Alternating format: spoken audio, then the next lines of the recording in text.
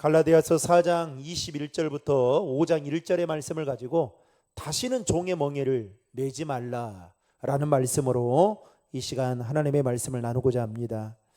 흔히 5월은 가정의 달이라고 말을 한다면 6월은 호국 보훈의 달이라고 말을 하죠. 그 이유가 무엇 때문인가 제가 달력을 봤더니 6월은 나라와 관계된 그런 빨간 날들이 많이 있습니다. 6월 6일 현충일을 비롯해서 6월 10일 민주항쟁 그리고 6.25까지 있어서 어쩌면 나라와 관련된 그런 공휴일들이 있다 보니 호국 보훈의 달이 아닌가 이렇게 생각해 보게 됩니다.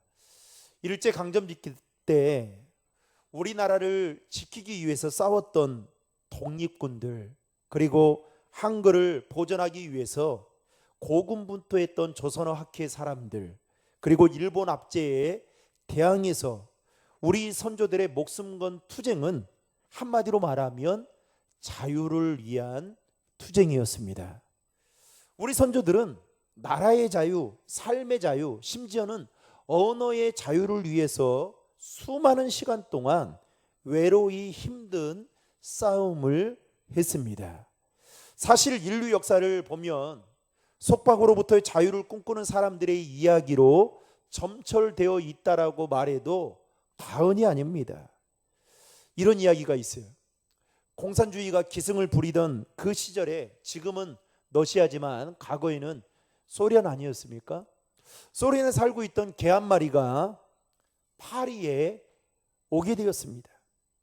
그 개는 파리 시내에서 막 돌아다니다가 파리 시내에 있는 프랑스 개 한 마리를 만났고 거기에서 서로 통성명을 하게 됩니다. 프랑스 개가 소련 개에게 공산주의 사회인 소련의 실상과 그리고 생활이 어떻냐라고 묻습니다. 그러자 소련 개가 거품을 물면서 자신의 고향과 나라를 위해 자랑을 늘어놓기 시작했습니다. 소련은 사람뿐만 아니라 개에게도 완벽한 생활이 보장되어져서 아주 살만한 곳이다. 먹을 것 입을 것 하나 걱정 없이 살 수 있는 곳이다 라고 하면서 거품을 물면서 소련계가 프랑스계에게 자랑을 늘어놓았습니다. 한참 물끄러미 쳐다보고 있던 프랑스계가 소련계에게 이렇게 물었습니다. 그러면 그렇게 살기 좋은 소련에서 살지 왜 이 먼 곳까지 프랑스까지 왔냐라고 묻자 소련계가 이렇게 말합니다. 내가 여기에 온 이유는 단 한 가지다. 그 이유를 묻자 이렇게 말합니다. 마음껏 지져 보고 싶어서 왔다. 걔도 공산주의 국가에 있다 보니까 짓는 데에 제한이 많이 있었는가 봅니다. 누군가가 만들어낸 이야기겠죠. 그러나 여러분 이 이야기를 통해서 우리에게 전하고자 하는 그 메시지가 무엇입니까? 사람은 두말할 것 없이 자유의 소중함을 아주 중요시하고 살아간다라는 겁니다. 먹고 입고 자고 놀 수 있는 풍요로움보다 어쩌면 더 중요한 것이 자유이지 않나라는 생각을 하게 되는 것이죠. 만약에 그 자유가 없다라고 한다면 먹고 입고 놀고 자는 이 모든 것들이 어쩌면 그냥 아무런 의미가 없는 것일 수 있습니다. 우리나라가 일본의 36년간 지배를 당하는 그 과정 속에서 자유를 얻기 위해서 수많은 선조들이 자신의 목숨을 던져가며 싸웠습니다. 그만큼 우리 선조들은 자유가 소중하다라고 생각했던 것이죠. 여러분 대한민국 남자라면 특별한 이유 없이는 모두 다 가야 되는 곳이 군대입니다. 그런데 군대를 가야 되는데 문제는 군대를 가는 것을 좋아하는 사람이 그렇게 많지 않다라는 겁니다. 오늘 또 우리 장로님하고 수련회 답사를 가면서 장로님이 여기서 연천에서 우리 민장로님이 군복무를 했다는 거예요. 군복무를 했는데 그 생각 때문인지 모르겠지만 그렇게 썩 여기 오는 게 그렇게 좋지는 않다라는 이야기를 들으면서 참 뭐 어찌됐든 간에 뭐 요즘에는 옛날에 비해서 장로님은 32개월 군복무했다고 하는데요. 여러분 군복무 기간이 1년 6개월이잖아요 지금. 그러니까 얼마나 짧아졌습니까? 게다가 병사들의 월급이 제가 오늘 설교를 준비하면서 얼마인가 정확하게 알아봤더니 2병은 60만 원, 1병은 68만 원, 상병은 80만 원, 병장은 100만 원. 여러분 많은 거예요 안 많은 거예요? 엄청나게 많은 겁니다. 게다가 요즘 병사들은 휴대폰까지 사용할 수 있는 시간이 있을 정도로 군 생활이 예전에 비하면 그야말로 천국입니다. 천국. 군대에서 밥 주죠, 월급 주죠, 잠자리 제공해 주죠, 간식 주죠, 옷 주죠, 운동화 주죠, 심지어는 속옷까지 주죠. 그런데 대한민국 젊은이들은 군대 가는 것을 왜 그렇게 싫어하고 군대를 가지 않기 위해서 그렇게 발버둥을 치는 이유가 무엇 때문일까요? 이유는 단 하나입니다. 뭘까요? 그곳에 가면 자유가 없다라고 생각하기 때문인 거죠. 그동안 삶을 살면서 자유로운 삶을 살다가 군에 가면 그야말로 내가 누리던 그 자유를 제약받는다고 생각하니까 아무리 100만 원을 주고 아무리 잘 먹여주고 잘 입혀줘도 군 생활을 더 오래 하라고 해도 하지 않는다는 겁니다. 평상시에는 그 자유의 소중함을 알지 못하다가 남자들은 군대에 가면 억울하게 당해보기도 하고 고참의 눈치를 봐야 될 때 되면 그때서야 비로소 자유의 소중함을 깨닫게 된다라는 것입니다. 오늘 본문에서 바울은 갈라디아 교인들에게 그리스도께서 우리를 자유롭게 하려고 자유를 주셨다라고 말하면서 뭐라고 이야기를 하냐면 너희는 굳건하게 다시 서서 종의 멍에를 매지 말라라고 권면하고 있는 것을 보게 됩니다. 여러분 갈라디아서 5장 1절의 말씀을 화면을 보고 같이 읽겠습니다. 그리스도께서 우리를 자유롭게 하려고 자유를 주셨으니 그러므로 굳건하게 서서 다시는 종의 멍에를 매지 말라. 무슨 말입니까? 예수 그리스도께서 우리에게 자유를 주시기 위해서 자신의 목숨을 내어 주셨다는 거예요. 그러면서 바울은 갈라디아 교인들에게 너희들이 그러므로 믿음에 굳게 서서 다시는 종으로 돌아가지 말라는 겁니다. 즉 종으로서가 아닌 영적인 자유인으로서의 삶을 살아야 된다라고 바울은 갈라디아 교인들에게 말하고 있습니다. 자, 그렇다면 바울이 왜 지금 이와 같은 말을 하고 있는 걸까요?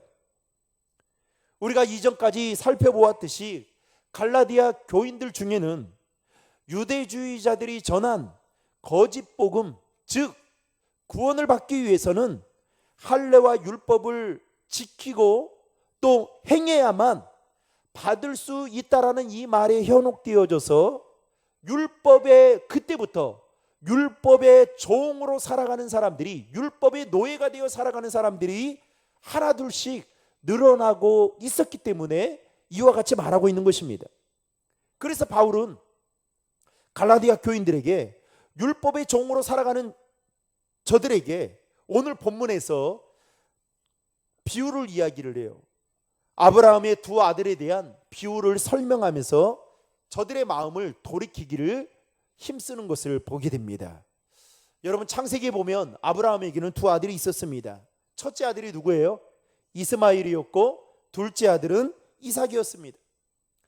당시 아브라함의 아내 사라가 아이를 낳지 못하자 그의 종이었던 하갈과 아브라함이 동침을 하게 되어 낳은 아들이 이스마엘이었죠. 그런데 오늘 말씀에서 바울은 이 아브라함의 두 아들의 비유에 대해 이야기를 하면서 이렇게 말합니다. 이스마엘이 유업을 이을 수 없는 자격 없는 아들 또는 종이다라고 말을 합니다. 그러면서 반대로 아브라함의 본처인 사라를 통해서 낳은 그 아들 이삭은 유업을 물려받을 만한 자격이 있는 자녀다라는 말을 갈라디아 교인들에게 말합니다. 그러면서 뭐라고 덧붙여 이야기하느냐? 율법을 따르는 자와 복음을 따르는 자의 차이를 이스마엘과 이삭을 들어서 설명하고 있다라는 겁니다. 쉽게 말하면 율법을 따라 살아가는 자는 이스마엘이 유업을 얻을 수 없는 자격 없는 아들인 것과 같이 그와 같다라는 거예요. 반대로 복음을 따르는 자는 이삭과 같이 유업을 받을 수 있는 하나님의 자녀라는 것을 이야기하고 있습니다. 결국 바울이 갈라디아 교인들에게 하고자 하는 말은 뭡니까? 너희들이 복음을 떠나서는 율법을 통해서는 하나님 나라의 유업을 받는 자지만 받지 못하는 자의 삶처럼 살아가고 있다는 것을 지금 지적하고 있는 것입니다. 그러니까 우리가 그전까지 살펴보았듯이 누가 뭐라 해도 너희들은 하나님의 유업을 받는 자들이다 라고 말을 하잖아요. 그런데 왜 하나님 나라의 유업을 받은 너희들이 삶의 자리에서는 이스마엘과 같이 살아가고 있냐라는 겁니다. 즉 자유인으로서 삶을 살아야 되는데 왜 종의 멍에를 매는 자처럼 살아가고 있냐라는 것이죠. 자, 그렇다면 여기서 우리가 한 가지 질문해 볼 수 있는 것은, 그러면 갈라디아인들 중에는 실제적으로 종으로 살고 싶은 사람들이 있었을까요? 아니죠. 그런 마음을 가지고 있는 사람은 없었을 것입니다. 이왕 한번 사는 인생, 하나님의 유업을 얻는 자녀로서의 그 마음을 가지고 살고 싶은 마음이 많았을 것입니다. 갈라디아 교인들 역시도 마찬가지였죠. 그런데 왜 갈라디아 교인들 중에 자신들의 모체를 하갈로 선택해서 이스마엘과 같은 길을 걸어가고 있냐라는 것을 바울은 지금 이야기하고 있는 것입니다. 그들은 유대주의자들에게 현혹되어져서 율법을 따라 사는 것이 유업을 얻고 또 율법으로 말미암아 자신들의 영혼이 자유해질 수 있다라고 착각에 빠져 있었던 것입니다. 그래서 바울은 갈라디아 교인들에게 너희들이 율법을 지키고 할례를 받는 것이야말로 바로 이스마엘과 같은 삶이다. 절대로 그것으로 인해서는 하나님 나라의 유업을 얻을 수 없다라고 말하는 것이 오늘 본문의 전체적인 핵심이라 말할 수 있습니다. 오늘날에도 여러분 이와 똑같은 삶을 살아가는 사람들이 있죠. 즉 바울이 이삭과 이스마엘의 비유를 통해서 말한 것과 같이 너희들이 하나님 나라의 백성이고 하나님 나라의 유업을 받는 그야말로 택함 받은 자들인데 왜 어째서 마치 율법을 통해서 구원을 받고 또 우리의 선행과 우리의 어떤 인간의 고행을 통해서 철학을 통해서 구원을 받는 것처럼 착각하고 그것을 쫓아 살아가는 왜 이스마엘과 같은 길을 걸어가느냐라고 우리에게 지금 반문하고 있는 것입니다. 사랑하는 성도 여러분, 자유함은 결코 율법을 통해서 오는 것이 아닙니다. 율법은 죄를 깨닫게 하는 기능에 불과한 것이지 결코 죄로부터 자유함을 주는 것이 아니다라는 것입니다. 더 나아가서 바울은 죄로부터 자유함은 오직 하나님의 약속인 예수 그리스도를 통해서만이 주어지는 것임을 오늘 본문을 통해 강조하고 있는 것을 보게 됩니다. 사랑하는 성도 여러분, 자유함 그리고 구원 그리고 은혜의 근원은 율법이나 나의 의로운 행위를 통해서 얻어지는 것이 아니라 오직 자유함의 근원이 되시고 구원의 근간이 되시는 하나님으로부터 오게 된다는 사실을 여러분 믿을 수 있기를 주님의 이름으로 축원합니다. 마치 이런 것과 같은 거예요. 대한민국 사람이 로마에 가면 무슨 법을 따라야 될까요? 로마법을 따라야 되는 거죠. 미국에 가면 미국의 법을 따라야 됩니다. 그런데 여러분, 여기서 한 가지 기억해야 될 게 있습니다. 우리가 가서 대한민국 사람이 미국 법을 따라간다고 해서 여러분 미국인이 되는 겁니까? 아니죠. 미국인이 되는 것은 아니단 말이죠. 미국이라는 나라에서 나를 미국 사람으로 인정해 줄 때 미국인이 될 수 있는 것입니다. 단지 우리가 거기에서 그 법을 지키는 것은 혹여나 우리의 행동이 법에 위반되는 행동이지 않을까라는 것 때문에 하는 것이죠. 마찬가지입니다. 우리가 율법을 따른다고 해서 그리스도인이 되는 것이 아니다라는 거예요. 오직 하나님께서 너는 나의 백성이다 라고 인쳐 주실 때에 비로소 우리가 하나님에 속한, 하늘에 속한 백성이 될 수 있다라는 것입니다. 그 인치심이 바로 예수 그리스도이신 것이죠. 그래서 로마서 3장 28절에도 보면 이렇게 말합니다. 그러므로 사람이 의롭다 하심을 얻은 것은 뭐라고 말합니까? 뭐에 있지 않다고요? 율법의 행위에 있지 않고 믿음으로 되는 줄 우리가 인정하노라. 그러니까 여러분 착각하면 안 돼요. 겉으로 보면 여러분 사람이 다 선하고 다 의로운 것 같죠? 천사 같죠? 아니에요. 사람은 사람이에요. 여러분 조금 착할 뿐이지 사람 그렇지 않습니다. 그런데 우리는 어떻게 해요? 우리가 의로워지는 것이 어떤 행위를 통해서 의로워질 수 있다라고 생각하고, 갈라디아 교인들 중에는 그 유대주의자의 말에, 그래서 우리는 율법에, 여러분 한번 생각해 보십시오. 좀 죄송합니다만 여러분 10계명 10계명이 있습니다. 여러분 잘 지키고 계십니까? 율법에 조항들이 제가 지금 생각이 잘 안 나지만은 어마무시하게 있거든요. 여러분 그거 지키는 게 얼마나 힘들어요. 그러니까 율법을 지키기로 마음을 먹는 그 순간부터 그냥 율법의 종이 되어 살아가는 겁니다. 그런데 바울은 말을 하는 거죠.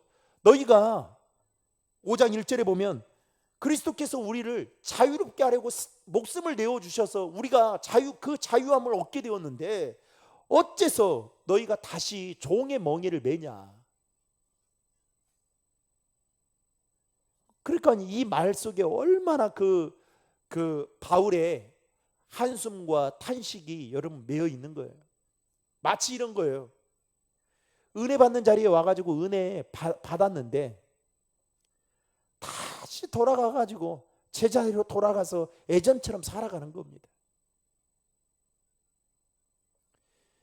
사랑하는 성도 여러분, 누가 뭐라 해도 저와 여러분이 의롭다 하심을 얻는 그 길은 말씀이신 예수 그리스도를 믿음으로 붙잡고 살아갈 때에 의롭다 하심을 얻을 뿐만 아니라 그분 안에서 우리가 진정한 자유를 얻게 된다는 사실을 여러분 꼭 기억하시길 바랍니다. 그래서 예수님은 요한복음 8장 32절에 이렇게 말합니다. 진리를 알지니 진리가 너희를 뭐 한다고요? 자유롭게 하리라. 돈이 우리를 자유롭게 한다고요?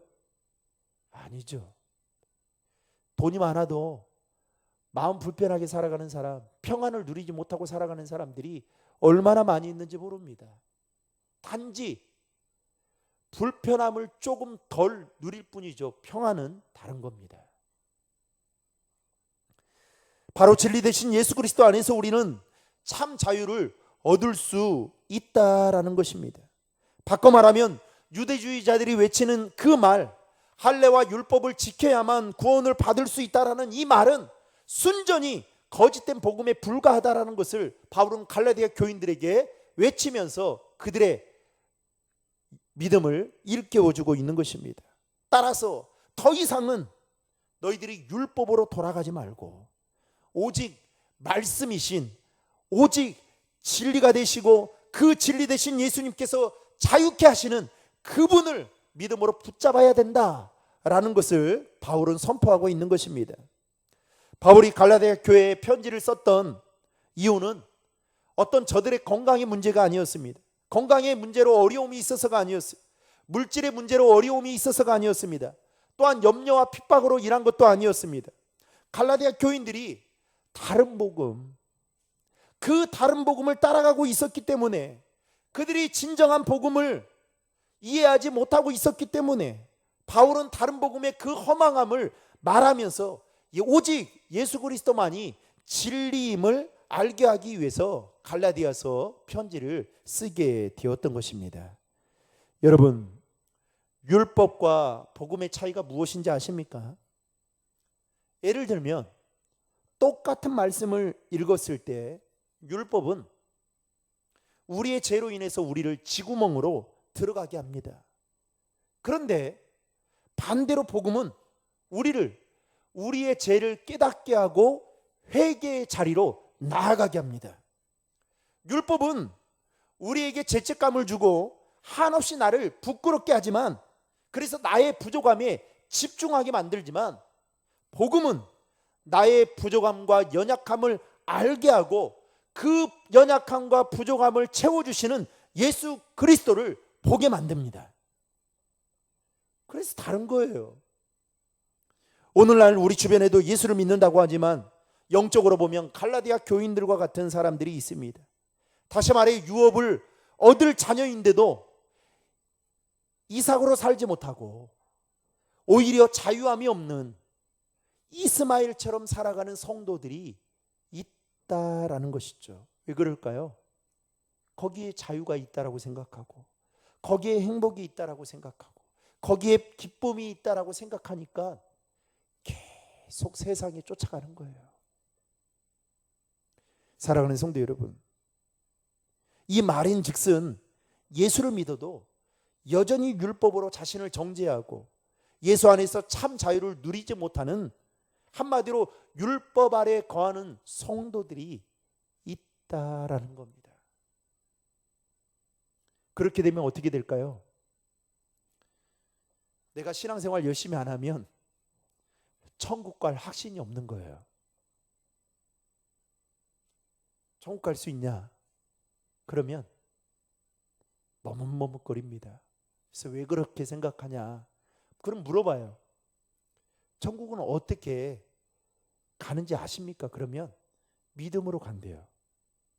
근데 왜 이렇게 자신 없어요? 그러면 그 다음 하는 이야기가, 내가 요즘에 주일도 제대로 못 지키고 삶의 자리에서 믿음으로 살지 못했기 때문에, 그렇게 이야기합니다.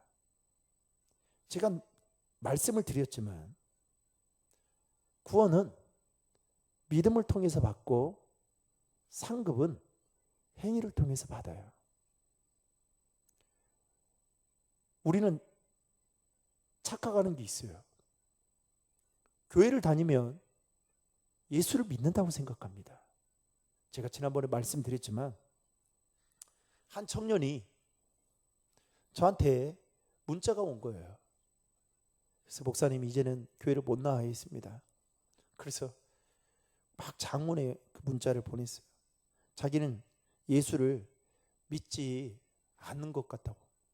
그래서 제가, 아니 교회도 잘 나온 사람이 예수를 믿지 않는다는 말이 도대체 무슨 말인가 싶어가지고 물었습니다.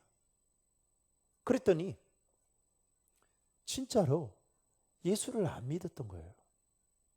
그렇게 내가 교회를 그럼 왜 나왔냐 그랬더니 그냥 애롭고 쓸쓸하고 사람 만나고 싶어서. 그래서 내가 물었습니다. 예수님이 당신이 생각하는 그 믿음이라는 게 뭐냐? 라고 물었더니 말을 잘 못해요.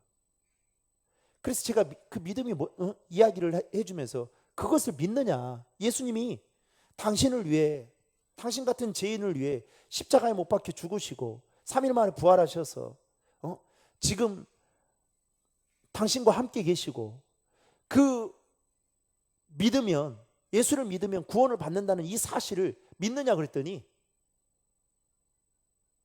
놀랍게도 안 믿어진대요. 안 믿는 거죠. 그 이후로 교회를 나오지 않고 있습니다. 여러분, 우리는 교회를 다니면 다 예수 잘 믿는 것처럼. 또 한 번은 이런 일이 있었어요. 한 남자 청년이 나이가 많았습니다. 그런데 이 청년이 결혼을 해야겠다라고 생각을 하고 신부감을 어디서 찾으면 될까 싶어서 교회를 생각하게 된 겁니다.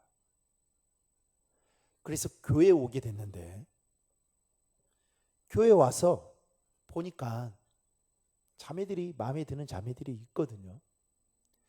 그래서 어떻게 하면 호감을 얻을 수 있을까 하다가 이 청년이 교회에 나오는 그 시점부터 새벽 기도든 공예배를 다 참여하기 시작합니다.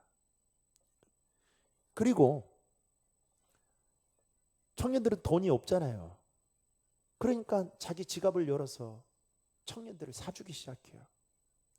그러니까 얼마나 멋진 오빠예요. 그야말로 멋진 오빠죠. 그러니까 자매들이 이제 마음을 이렇게 갖기 시작한 겁니다. 그래서 한 자매를 만나서 속전속결로 결혼을 하게 됐습니다. 그런데 결혼하고 난 이후부터 달라지기 시작하는 거예요. 아내가 교회를 간다 하면 교회를 못 가게 하는 거예요. 그리고 교회를 못 가게 하니까 얼마나 답답하겠어요. 그리고 그간에 보였던 그 모습들이 진실된 게 아니었구나라는 것을 하나 둘씩 보게 됩니다. 그러면서 이 자매도 속은 거죠. 그래서 결혼을 하게 돼가지고 살았다는 이야기를 들은 적이 있어요. 이미 후회도 이제 늦은 게 됐죠. 사랑하는 성도 여러분, 저와 여러분들은 누가 뭐라 해도 예수 그리스도를 믿는 그 믿음으로 말미암아, 그리고 하나님의 그 전적인 은혜로 말미암아 하나님 나라를 유업을 받은 하나님의 백성들입니다. 이 말은 곧 그때부터 이제는 우리의 삶의 모습이, 삶의 방식이 바뀌어져야 된다라는 거예요. 예수 믿기 이전의 삶, 즉 종으로서의 삶을 살아왔다면 이제는 하나님 나라의 천국 백성으로서의 삶을 살아야 되는데, 지금 우리의 삶은 어떠한 삶이냐라는 겁니다. 여전히 종의 노예가 되어, 돈의 노예가 되어, 명예의 노예가 되어 살아가고 있지 않냐라는 거예요. 여전히 주님 한 분만으로 만족하는 삶을 살아야 되건만 만족하지 못해서 주님을 믿는다고 하면서도 세상에 기웃기웃거리며 세상에 한 발, 교회에 한 발을 내딛는, 그 안에 참 자유가 있다라고 생각하고 참 행복이 있다라고 생각하고 살아가고 있지 않냐라는 겁니다. 저는 바라건대 우리 신도림 중앙에 있는 모든 성도들이 우리를 죄와 사망과 율법에서 해방시켜 주신 그 주님을 바라보고, 더 이상은 사탄이 우리를 올가매는 종의 노예가 아니라, 죄의 노예가 아니라 하나님의 약속과 유업을 받는 하나님의 자녀로서 여러분 주님 바라보고 믿음으로 살아가는 저와 여러분 될 수 있기를 주님의 이름으로 축복합니다. 종의 멍에를 매지 않기 위해서는 진리 대신 예수 그리스도를 믿음으로 붙잡고 나아갈 때에 그 진리 되신 주님께서 우리를 자유케 하신다는 사실을 믿으시고 예수 안에서 참 자유를 누리며 살아가는 저와 여러분 될 수 있기를 주님의 이름으로 축원합니다.